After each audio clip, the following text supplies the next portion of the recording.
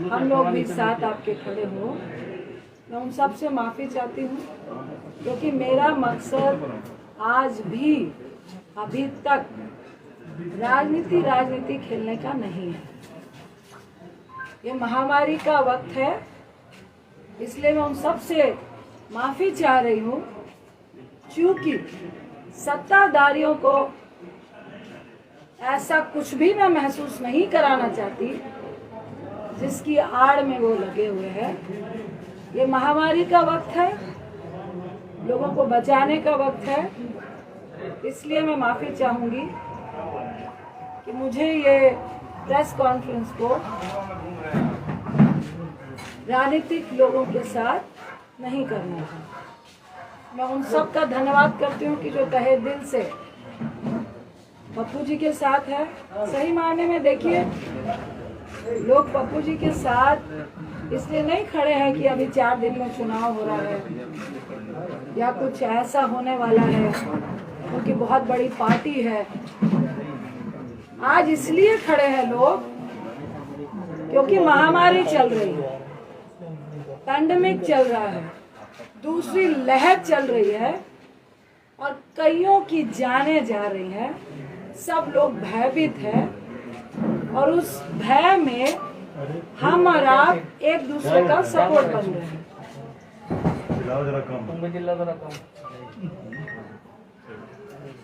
देखिए, मुझे अच्छा नहीं लग रहा कि मैं नीतीश बाबू को कुछ ऐसे सवाल करूं, रूडी साहब से कुछ ऐसे सवाल करूं, भाजपा से कुछ ऐसे सवाल करूं इस वक्त जो मेरे चरित्र में नहीं है।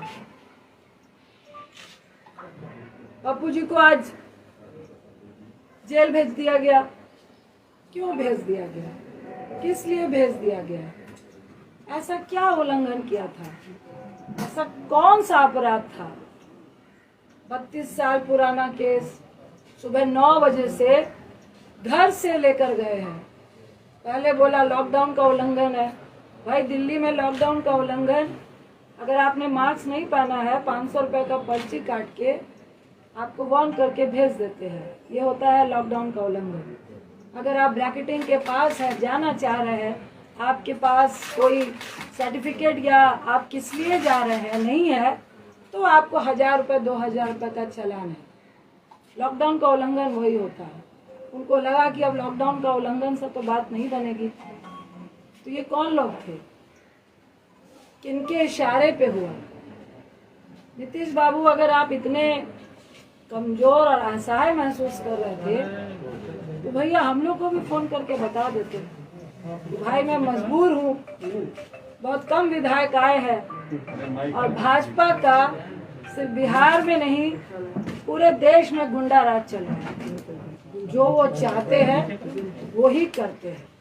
सत्ता में अगर आप हैं तो वो चोर नहीं है, अगर आप सत्ता में नहीं है तो आप चोर हैं। मुझे तो परेशानी के साथ हंसी भी आ रही थी कि ना चोर को पकड़ूंगा ना चोरी को पकड़ने दूंगा, ना मैं खुद काम करूंगा ना किसी को काम करने दूंगा। देखिए मुख्यमंत्री साहब, ये किसी पर छींटाकशी का वक्त नहीं है और मुझे आपसे कोई निजी दुश्मनी नहीं है। मैं तो आपसे ये पूछना चाहती हूँ कि आपको आखिर हो क्या गया है? इतने अपंग क्यों हो चुके हैं? ऐसी कौन सी चीजें हैं जिसके दबाव में आप वो सब कुछ कर रहे हैं जो बिहार को गवारा नहीं है? क्या बालिका गृह कांड है? क्या आपकी बहुत सारी फाइलें हैं? क्या आपके केस है? नीतीश बाबू, मेरा मन नहीं है लेकिन बताइए, 91 में आप पे हत्या का केस हुआ, 2011 में आपने उसको रफा दफा किया। और हम भी चाहते हैं, हम भी समझते हैं कि राजनीति में केसेस होते हैं, कानून अपनी कार्रवाई करता है। 89 पे पप्पू जी पे केस हुआ। अभी वो तीनों लोग जो इस कांड का सूचक था, जो जिसने बोला कि मेरा किडनैप हुआ, और जो गवाह था उन तीनों का वीडियो चल रहा है कि ये केस फर्जी है। 32 साल पुराना केस आपको इस महामारी के वक्त याद आया, क्यों? इसी में सारी बातें छुपी है। रूडी साहब, क्या बोलूं, मुझे तो एक शब्द नाम लेने का मन नहीं कर रहा। और मैं उनसे ये सबसे पहले मैं आपके माध्यम से उनसे पूछती हूँ कि आपका राजनीतिक इतिहास क्या है? आप राजनीति में कैसे आए, क्या संघर्ष किया? मैं पूरी बात रूडी जी नहीं बताऊंगी। आप पायलट थे, आप कैसे क्या किए, किनको नौकरियां दिलाइया, किसके आशीर्वाद से आप राजनीति में आए, कैसे मंत्री बने, और आपके घर में उत्तराखंड में फार्म हाउस से लेकर, बिहार से लेकर, दिल्ली से लेकर कहां कहां पे जितने भी स्टाफ हैं, रूडी साहब आप ही बता दीजिए सैलरी कहां से उठाते हैं? जो कॉन्स्टिट्यूशन क्लब में आपको इंचार्ज बनाया गया, वहां पे कितना घोटाला हुआ वो आप ही बताएंगे। वहां कितने स्टाफ हैं और कितने काम कर रहे हैं और कितने आपके यहाँ पे काम कर रहे हैं वो भी आप ही बताएंगे। आप स्किल इंडिया के मिनिस्टर थे, मोदी साहब ने आपको क्यों हटाया वो भी आप ही बताएंगे। एम्बुलेंस के ड्राइवर को स्किल इंडिया के तहत आपको ट्रेनिंग देनी थी, क्यों नहीं दी वो भी आप ही बताएंगे। मेरा तो सवाल इतना है कि जिनके घर पत्थर शीशे के हों, और वैसे लोगों को पत्थर मत मारिए जो सड़क पे पहले से खड़ा है। इतना आसान नहीं होता है। ये कोई ड्रामा या नाटक नहीं चल रहा है कि हम पिक्चर खिंचाने के लिए लाशों के ढेर पे जा रहे हैं, फोटो खिंचाने के लिए शमशान घाट में जा रहे हैं, फोटो खिंचाने के लिए अस्पताल अस्पताल घूमने का काम कर रहे हैं। ये मजाक नहीं है। रूडी साहब, मुख्यमंत्री साहब और ये भाजपाइयों कमरे में बैठ के लॉबी खेलने में बहुत मजा आता है। मॉडलिंग करते हुए सेटिंग करने में बहुत मजा आता है।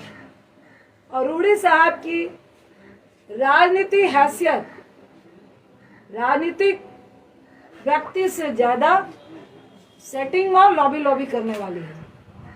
आज उसी के बल पे जिस तरह आपने पप्पू जी को जेल भेजने का काम किया है, भाई वो तो सड़क पे खड़े थे, अपनी मौत का कफन बांध के परिवार को, पत्नी को, बच्चे को, तमाम लोग को छोड़ के पहले ही अपनी जान देने के लिए खड़े थे। आपने उनको जेल भेज दिया, डरा दिया आपने।